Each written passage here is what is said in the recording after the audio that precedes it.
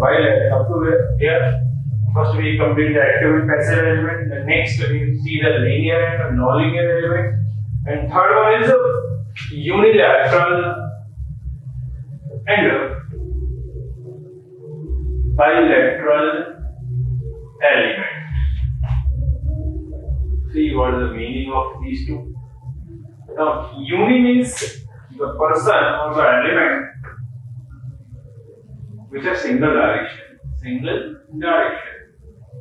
But the bi means the which is conducting both direction, two direction. So, from the meaning of these two words, ऐसे element जो single direction में काम करते हो और ऐसे एलिमेंट जो दोनों डायरेक्शन में काम करते हो उनको क्या बोलते हैं? Bilateral element.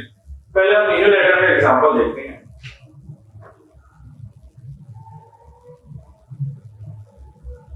So we have basic source. So we just take the example of how we rectify circuit. Now from there, this is R, this is output voltage. From this, we are just connecting two leads to your CR. To CR now. Diode. You know that the diode, what the meaning of diode working. more नहीं पढ़ा तो unlock lecture में वो भी cover हो जाएगा. So first देखते हैं first point. For positive half,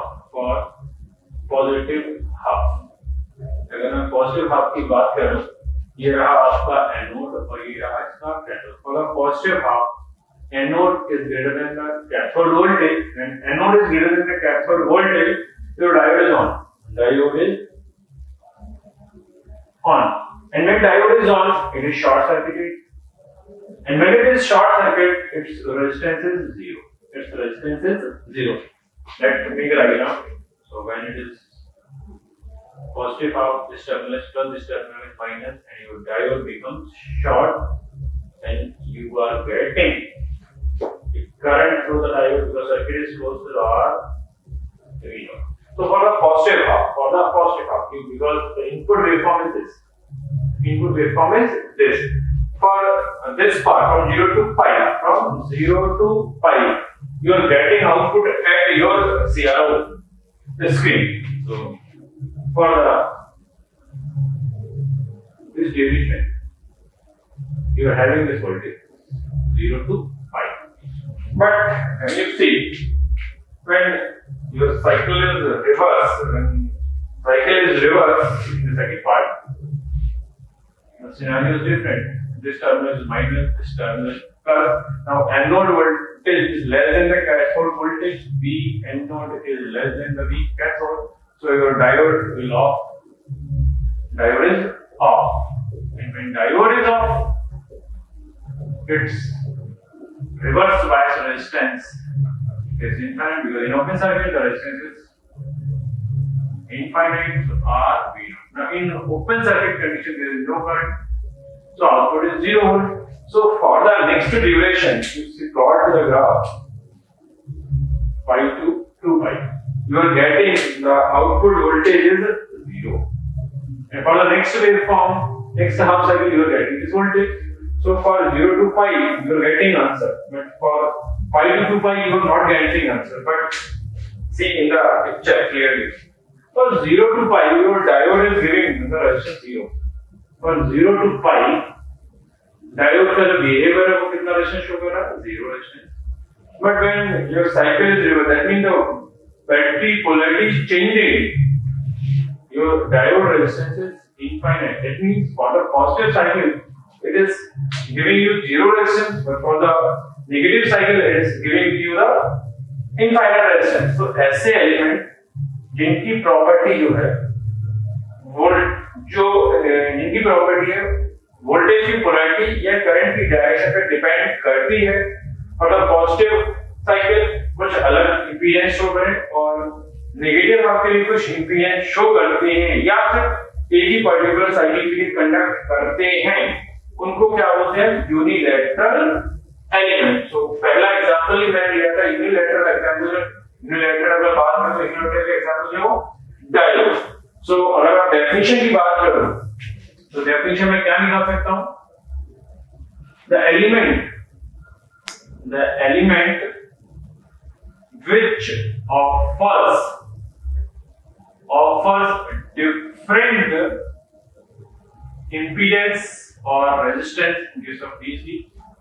The elements which offer a different impedance when the polarity of the voltage source change is called unilateral element. तो अगर एग्जांपल की बात करें तो एग्जांपल क्या हुआ? इसका एग्जांपल पहला था वो डायोड, फिर आपका बीजेटी और आपका एससीआर, जीटीओ, ये सारे जो एग्जांपल मैंने पावर पॉइंट से कुछ एग्जांपल दे दिए, ये सारे क्या है? यूनिलैटरल डिवाइस है। यूनिलैटरल डिवाइस के बारे में एक बात मेरे को और ज्यादा समझ में आ रही है। अगर मैं डायोड की कैरेक्टरिस्टिक को प्लॉट करूं, क्या करता हूं? प्लॉट करता हूं, तब अगर बात करें डायोड की कैरेक्टरिस्टिक तो ये होती है डायोड करंट और डायोड के अक्रॉस जो वोल्टेज होता है उसके बीच में कैरेक्टरिस्टिक खींची जाए तो ये कैरेक्टरिस्टिक लगभग ऐसी आती एक होती। अगर मैं यूनिलैटरल एलिमेंट की बात करूं तो यूनिलैटरल एलिमेंट की जो कैरेक्टरिस्टिक है वो ओरिजिन के बहुत सिमेट्रिकल नहीं है।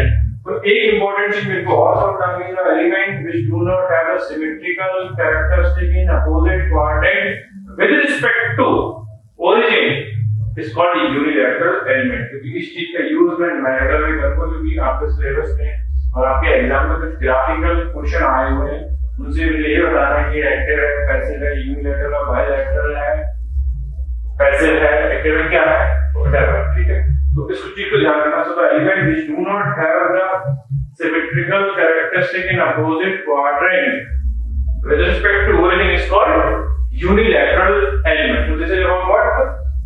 Unilateral element. नाउ अब हम देखते हैं बायलैटरल एलिमेंट क्या होते हैं। तो बायलैटरल एलिमेंट वो एलिमेंट होते हैं जो वोल्टेज की पोलैरिटी या करंट की डायरेक्शन बदलने पर सेम इंपीडेंस या सेम रेजिस्टेंस शो करते हैं। ऐसे एलिमेंट को क्या बोलते हैं? Bilateral element. अगर आपने देखा हो तो रेजिस्टेंस है, अगर मैं रेजिस्टेंस को एक एसी सोर्स से कनेक्ट कर देता हूं तब तो जो आउटपुट है, अगर इनपुट की वेवफॉर्म मेरी ये है तो जो आउटपुट की वेवफॉर्म है वो भी एक ही जैसी आती है।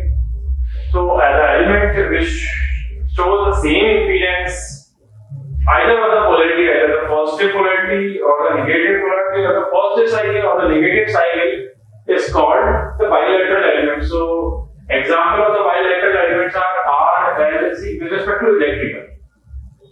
अब अगर मैं ग्राफिकल क्वेश्चन की बात करूं तो मैं ग्राफिकल क्वेश्चन की अगर बात करता हूं तब जो मेरे पास चीजें हैं वो ये है।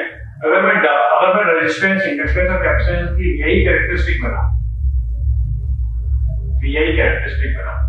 ठीक है, तो ये जो कैरेक्टरिस्टिक होती है वो किसके अबाउट सिमेट्रिकल होती है? ओरिजिन के अबाउट सिमेट्रिकल होती है। तो रेजिस्टेंस क्या है? बायलैटरल एलिमेंट है कि वोल्टेज और करंट की पोलैरिटी चेंज होने पर सेम इंपीडेंस शो करता है। यहां भी Z पॉजिटिव, यहां भी Z पॉजिटिव, यहां Z नेगेटिव, यहां भी Z negative. So resistance is also a bilateral element. Right? तो R, L, C are the example of bilateral elements. Bilateral element. Okay? It is a bilateral element. So R, L, C हो गया। अब graphical बात करें तो the elements which have symmetrical characteristics about the origin in opposite quadrant is called bilateral element। ये तो हो गया इलेक्ट्रिकल है। अगर मैं पावर इलेक्ट्रॉनिक्स की बात करूं तो पावर इलेक्ट्रॉनिक्स में दो ही एलिमेंट ऐसे हैं जो ओरिजिन के अबाउट सिमेट्रिकल कैरेक्टरिस्टिक देते हैं। पहले का नाम है ट्रायड और दूसरे का नाम है dyad. Triad and dyad are the example of bilateral elements. So this is about the unilateral elements and bilateral elements. Unilateral elements have different impedance in different cycle. Examples are diode, BJT, SCR, GTO, बहुत सारे और भी connect करना चाहें। अगर power electronics में देखेंगे, power electronics में हर एक एलिमेंट की अगर VI कैरेक्टरिस्टिक खींचेंगे तो अगर एलिमेंट्स अपोजिट क्वाड्रेंट सिमेट्रिकल आ जाती है तो वो हो गए बाइलेटरल, और अदरवाइज को लेके यूनिलैटरल, तो आप वहां से कैटेगराइजेशन ले सकते हैं, पावर इलेक्ट्रॉनिक्स को इंक्लूड कर सकते हैं। अगला एग्जांपल मैंने क्या दिया था, बाइलेटरल का दिया था। तो बाइलेटरल एलिमेंट्स ऐसे होते हैं जो वोल्टेज की पोलैरिटी या करंट की डायरेक्शन चेंज होने पर same impedance, same behaviour show करते हैं, उनको क्या बोलते हैं, बाइलेटरल एलिमेंट। और बाइलेटरल एग्जांपल के बाइलेटरल जो एलिमेंट है उनके एग्जांपल का नाम क्या हुआ, R, L और C। ये तो भाई इलेक्ट्रिकल के हिसाब से। अगर मैं इलेक्ट्रॉनिक्स के हिसाब से बात करूं तो सॉरी मैं पावर इलेक्ट्रॉनिक्स के हिसाब से बात करूं तो मैंने दो एग्जांपल दिए, ट्राइब और डायरेक्ट। इनकी कैरेक्टरिस्टिक अगर आप देखोगे बुक्स में तो इन दोनों की जो कैरेक्टरिस्टिक है वो फर्स्ट और थर्ड क्वाड्रेंट में बिल्कुल सिमेट्रिकल दिखाई देगी, इसीलिए मैंने इनको अपने एग्जांपल ले लिया है बाइलेटरल एलिमेंट्स के हिसाब से।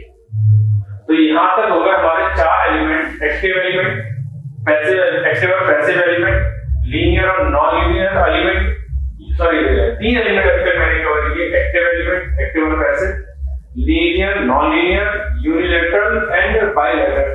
नाउ अब हम अपना चौथा एलिमेंट है जो टाइप्स ऑफ एलिमेंट को कवर कर रहे हैं, उसका नाम है आपका लम्प्ड एंड डिस्ट्रीब्यूटेड। प्लीज इसको कंसंट्रेट करिए क्योंकि ये लम्प्ड और डिस्ट्रीब्यूटेड है, इसके बारे में किताबों में एग्जैक्ट थ्योरी कहीं नहीं है और थोड़ा सा कॉन्सेप्ट है इसमें, एग्जैक्टली अगर समझने को आ जाएंगे।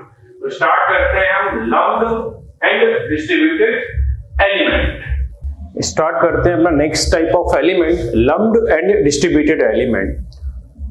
किसी भी फिजिकल सिस्टम में कोई भी सिग्नल जो है वो इनफाइनाइट वेलोसिटी से ए डैश पॉइंट से बी डैश पॉइंट तक ट्रेवल नहीं कर सकता है, क्योंकि किसी भी फिजिकल सिस्टम में सिग्नल को ट्रैवल होने के लिए कुछ ना कुछ टाइम की जरूरत पड़ेगी, कुछ ना कुछ टाइम का वो डिले करेगा ए पॉइंट से बी पॉइंट तक पहुंचने में।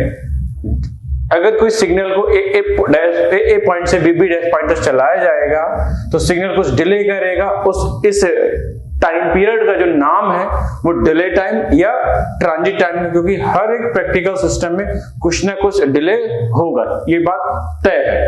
तो अगर हम यहाँ बात करें, अगर जो वेव फॉर्म है इसका time period 20 milli second that is 1/f, और जो डिले टाइम है और जो ट्रांजिट टाइम है that we can write according to the speed equals to distance upon time से। तो TD I can write the TD is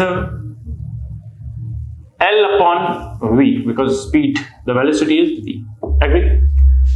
अब ये जो TD है that is affected by this, TD is affected by the frequency, TD is affected by frequency। वो कैसे affect करता है मैं देखते हैं। सो हम यहां से अब कैटेगराइजेशन करते हैं लम्प्ड का, एलिमेंट का और डिस्ट्रीब्यूटेड एलिमेंट का। अब जो थ्योरी है मैंने आपको पहले ही लेक्चर में बताया कि जो हमारी इंजीनियरिंग की अप्रोच है वो दो तरीके से चलती है, एक चलती है इलेक्ट्रिक सर्किट अप्रोच पर और एक चलती है फील्ड थ्योरी अप्रोच पर। तो जो इलेक्ट्रिक सर्किट अप्रोच है उसके अकॉर्डिंग जो एलिमेंट्स है वो लम्प्ड माने गए हैं, और according to the field theory जो एलिमेंट्स हैं वो डिस्ट्रीब्यूटेड है। तो अब जो हमने वहां बताया था कि लम्प्ड एलिमेंट और डिस्ट्रीब्यूटेड एलिमेंट, पहले लेक्चर में भी थोड़ा सा डिस्कशन किया था, और हमने किरचॉफ के जो लॉ है उनमें भी ये बताया था कि लम्प्ड एलिमेंट और डिस्ट्रीब्यूटेड एलिमेंट क्या होते हैं। तो अब स्टार्ट करते हैं एग्जैक्टली क्या है लम्प्ड और डिस्ट्रीब्यूटेड। क्लियर? सो लम्प्ड एलिमेंट के लिए अजम्पशन पहला ये है। अजम्पशन क्या है? अजम्पशन देखते हैं। Assumption, if the potential difference between these two point is small, meaning है अगर ये दो पॉइंट ए पॉइंट और बी डैश पॉइंट है, इन दोनों के बीच का पोटेंशियल डिफरेंस बहुत कम है और इसको हम निग्लेक्ट कर सकते हैं, then we have the time period of the source is very very greater than the delay time और the transit time. So अगर potential difference between these two point बहुत ज़्यादा कम है, so we can neglect the transit time, or the transit time or the delay time is very less as compared to the time period of the source. अब यहाँ से जो एक बात पहले start होगी, अगर time period of the source is very high or greater than the delay time or the rise time, then T is 1 by F. And the delay time we have written, that is delay time is what? L upon V. So if you take the V on the left hand side, V upon F, that is very greater than L, and we know that the V by F is lambda. So lambda is very greater than L. Now अब ये क्या चीज है, इसको यहीं पर समझते हैं. एक एग्जाम्पल ले रहा हूं मैं यहीं पर इसके लिए. So lambda is V by F. So the velocity with which the signal is traveling in this medium, और the किस स्पीड से हमारे जो इलेक्ट्रिकल ट्रांसमिशन लाइन है उसमें सिग्नल या वेव चलती है, that is the speed of light 3 into 10 की power 8 meter per second, and the frequency is 50 Hz. If you take the 2 power with the 3, then there is 300, and 300 divided by 50, that is 6. So it comes out to 6000 kilometre, because जब हम 2 power यहां से ले लेंगे तो ये 300 हो जाएगा, 300 को 50 से डिवाइड करेंगे, ये 6 आएगा, फिर जो 6 पावर बची इनको मैं 3 पावर यहां ले रहा हूं 6000, और जो 3 पावर है इसको मैंने बना दी किलोमीटर. तो मीनिंग क्या है, when the wavelength of the source is very high as compared to the physical length of the element is known as lumped element. So तो जो definition है exact लम्प्ड एलिमेंट की वो भी मैं कवर कर रहा हूं. पहले मैं अजम्पशन ले लूं डिस्ट्रीब्यूटेड एलिमेंट में क्या है. तो यहां पर जो अजम्पशन है वो ये है, अजम्पशन क्या है, if the potential difference between these two point is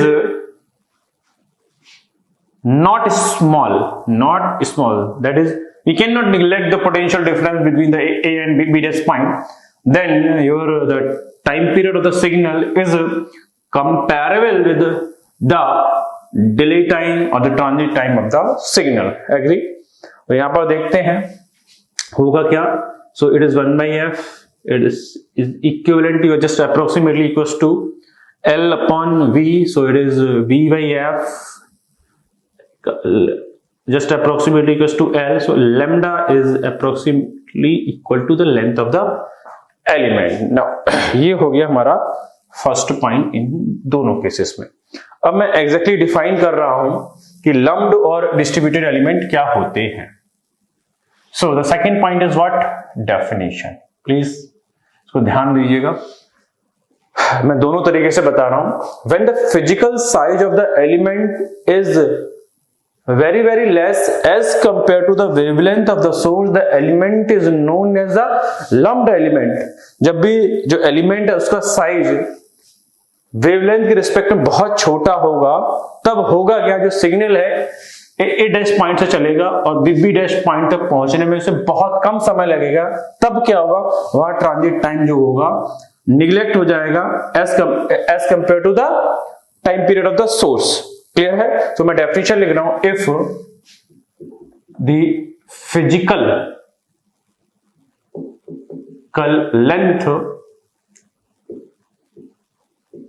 the physical length of the element is very less as compared to wavelength of the source.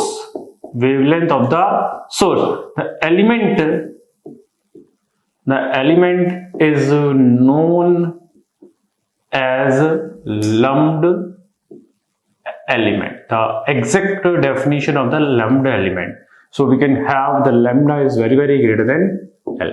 ये कैसे हुआ वो देखते हैं यहां पर. अभी मैंने एक एग्जांपल लिया था जो वेवलेंथ ऑफ द सोर्स है वो 6000 किलोमीटर है, और जो आपके एलिमेंट यूज हो रहे हैं लैब वगैरह में, तो आपने देखा होगा जो रेजिस्टेंस है, इंडक्टेंस है, उनका साइज कितना होता है, बहुत छोटा सा, और वेवलेंथ की लेंथ कितनी है, 6000 किलोमीटर।